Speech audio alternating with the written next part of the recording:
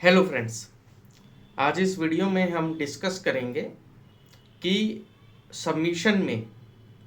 और हम बात करें स्पेसिफिकली जीएसटी के मैटर में, कि जीएसटी का जब आप सबमिशन फाइल करते हैं शोकोस के अगेंस्ट या किसी समन के अगेंस्ट या अपील में भी, तो केस लॉज आपको कैसे रेफर करने हैं। जो जर्नली मिस्टेक करते हैं प्रोफेशनल्स या फिर टैक्स पेयर्स, कि सोशल मीडिया पे, व्हाट्सएप पे फ्लायर्स रोटेट होते हैं जजमेंट्स के, और वो उन फ्लायर्स को लेते हैं और उनकी जो बोल्ड कैपिटल लेटर्स में हेडिंग लिखी होती है वो हेडिंग और केस लो का नाम लिख के वो फाइल कर देते हैं। और फिर वो एक्सपेक्ट करते हैं कि जो एडजुडिकेटिंग अथॉरिटी या एपीलेट अथॉरिटी उस बोल्ड लाइन को पढ़ के उनके फेवर में ऑर्डर दे दे। लेकिन प्रॉब्लम क्या है कि क्या वो जो बोल्ड लाइन लिखी हुई है, जो बोल्ड लेटर्स में लाइन लिखी हुई है, क्या वो आपके ऊपर एप्लीकेबल है नहीं है। क्या वो पर्टिकुलर जजमेंट उस पर्टिकुलर टॉपिक के ऊपर एप्लीकेबल है या नहीं है, जिस ग्राउंड के अगेंस्ट वो सबमिट कर रहे हैं। एग्जाम्पल लीजिए, मान लीजिए कोई कैंसल डीलर के केस में कोर्ट ने रूलिंग दी कि अगर आपने अगर कुछ परचेज किया और बाद में आपके सप्लायर का जीएसटी रजिस्ट्रेशन कैंसिल हो गया, तो उस केस में जो है बायर से रिकवरी से पहले सप्लायर से रिकवरी करनी चाहिए, इस तरीके का एक जजमेंट मान लीजिए है। तो लोग क्या करते हैं, बोगस परचेज में भी, फेक इन्वॉइसिंग में भी, गुड्स लेस इन्वॉइसेस में भी उसको कोट कर देते हैं और फिर उसके बाद एक्सपेक्ट करते हैं कि फेवरेबल ऑर्डर आ जाए। मेरा ये मानना है कि जब आप कोई भी जजमेंट कोट करते हैं तो उसको कोट करने का एक तरीका होता है, उसका एक फॉर्मेट होता है। अगर आप सही फॉर्मेट में और सही ग्राउंड के अगेंस्ट जजमेंट कोट करेंगे तो वो कहीं ना कहीं फिर बाइंडिंग हो जाती है ऑफिसर के लिए भी, क्योंकि ऑफिसर को उसे काटना पड़ेगा। लेकिन अगर आप कहीं भी कुछ भी जजमेंट कॉपी पेस्ट कर देंगे तो फिर उस केस में ऑफिसर के लिए वो आसान हो जाता है उस जजमेंट को नेगेट करना, उसको नेग्लेक्ट करना। तो सबसे पहले आप अगर कोई भी जजमेंट कोट करें तो उस जजमेंट की साइटेशन पूरी की पूरी, ABC versus union of India और जो भी है, साथ में रिट पिटीशन नंबर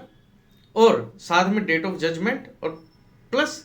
किस हाई कोर्ट ने उसे पास किया है वो। इसके अलावा अगर आपने कोई डाटाबेस परचेज कर रखा है, उस डाटाबेस की साइटेशन भी आप दे सकते हैं। फिर उसके साथ आप उस जजमेंट की समरी 3 से 4 पैरा में आप 3 से 4 लाइंस में आप दीजिए, और फिर उसके बाद उस जजमेंट का रेलिवेंट पैरा वर्बेटम आप कोट कीजिए, जो पैरा आपके ऊपर, आपके ग्राउंड्स के ऊपर, आप जो एलिगेशन डिपार्टमेंट लगाया है उसके ऊपर जो है एज इट इज जो फिट बैठता है। फिर इसके बाद जब भी आप जजमेंट्स को कोट करें तो कई बार एक चेन ऑफ जजमेंट्स होती है कि एक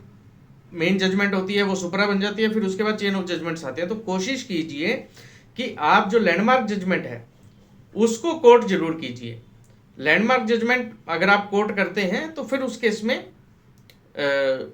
वो जो है प्रेशर पॉइंट बन जाता है। इसके अलावा जब भी आप जजमेंट को कोट करते हैं तो उसकी साइटेशन तो आपको देनी ही देनी है, समरी भी आपको देनी देनी है, जो रेलिवेंट पैरा है जिसके ऊपर, क्योंकि एक जजमेंट होती है मान लीजिए 10 पेज की, 12 पेज की, 15 पेज की, मल्टीपल सिचुएशंस वो डील कर रही है। तो जो सिचुएशन में